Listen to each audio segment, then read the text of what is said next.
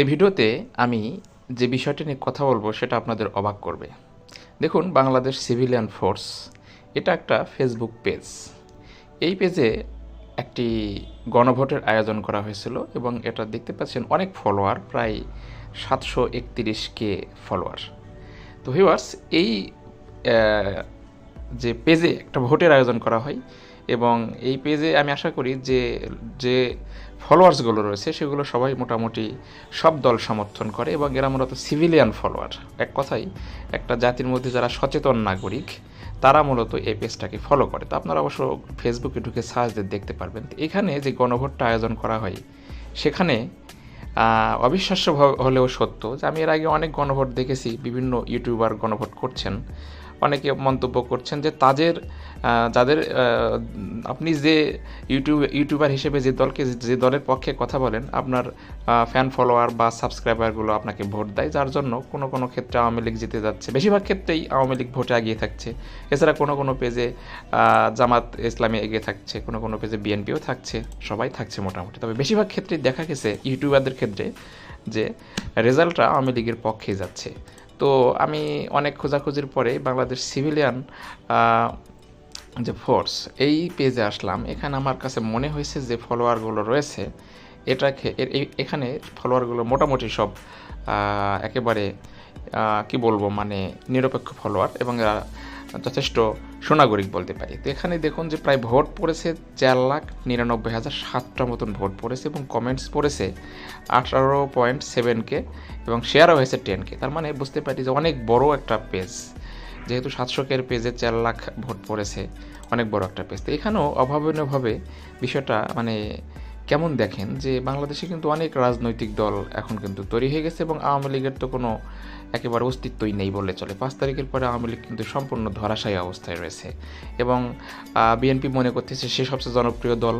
আর নতুন দল গঠিত হয়েছে এনসিপি, তারা মনে করতেছে সবচেয়ে জনপ্রিয় দল। জামায়াত ইসলামী হয়তো মনে করতেছে সবচেয়ে জনপ্রিয় দল। কিন্তু অভাবনীয় হলেও সত্য, দেখুন ভোটের ক্ষেত্রে কিন্তু আওয়ামী লীগ সবচেয়ে এগিয়ে আছে। দেখুন, যা ভোট পড়েছে তার মধ্যে প্রায় 50% ভোট কিন্তু পেয়েছে আওয়ামী লীগ। আমি অবাক হয়েছি বিএনপির ভোট দেখে যে মাত্র 9% ভোট পেয়েছে। আর জামায়াত ইসলামী ঠিক আছে, জামায়াত ইসলামী 13% ভোট তাদের আছে, তারা পাবে, এটা ঠিক আছে। এবং বর্তমানে সবচেয়ে জনপ্রিয় দল জাতীয় নাগরিক কমিটি এনসিপি 28% ভোট। তো আমি অবাক হয়েছি বিএনপির ভোট দেখে। তো এছাড়া এখন আমরা দেখব যে কিছু কমেন্টস এখানে করেছে দর্শক। সেই কমেন্টসগুলো দেখলে আপনারা বুঝবেন যে আসলে প্রকৃতপক্ষে এখানে দেশের মানুষ এ মুহূর্তে চাচ্ছে কি। দেখুন কমেন্টসের ক্ষেত্রে কে কী বলেছে। তো শুরুতে একটা কমেন্টস আমরা লক্ষ্য করি যে মোহাম্মদ, এখানে লক্ষ্য করছেন যে মোহাম্মদ মঈনুদ্দিন নামে একজন কমেন্ট করেছে আওয়ামী লীগ গণমানুষের দল। এছাড়া তার আগের কমেন্টটা একটু লক্ষ্য করুন। এলজি সাইফুল চাটখালি তিনি লিখেছেন সব মিলিয়ে আমাগো আমিরের ভোট 10%, উপমহাদেশের সর্বশ্রেষ্ঠ আলেমের ভোট মাত্র 10%। বিষয়টা সত্যি হাস্যকর। আসলে কমেন্টসগুলো দেখেও আপনারা অবাক হবেন যে আসলে বর্তমানে যদিও আওয়ামী লীগের অস্তিত্ব নেই বলছেন, তারপরও আওয়ামী লীগের পক্ষের কমেন্টগুলো লক্ষ্য করুন। যে পরেরটা দেখুন, আরিফ ইস্তিয়াক রাহুল বলেছেন 30 মিনিটের মধ্যে আওয়ামী লীগ এই পেলে লিডিংয়ে থাকবে। এছাড়া তিনি আরও অনেক কিছুই বলার চেষ্টা করেছেন। আবার দেখুন মুস্তাক আহমেদ বলেছেন নৌকা ছাড়া বিকল্প নেই। এখানে এসে দেখুন নাসিমুল হোসেন বলেছেন ইনশাল্লাহ আগামী নির্বাচনে বাংলার জনগণ ব্যালটের মাধ্যমে পরাজিত অপশক্তির বিরুদ্ধে দাঁত ভাঙ্গা জবাব দেবে। সবাই নৌকা, এদিকে আওয়ামী লীগ। আরও এখানে একজন ব্যঙ্গ করে লিখছেন এখনও বিএমপি বলেছেন ওখানে উনি। এছাড়া সবগুলো আপনারা দেখতে পাচ্ছেন যে কমেন্টসগুলো শুধুমাত্র নৌকা নৌকা নৌকা। আর এখানে দেখুন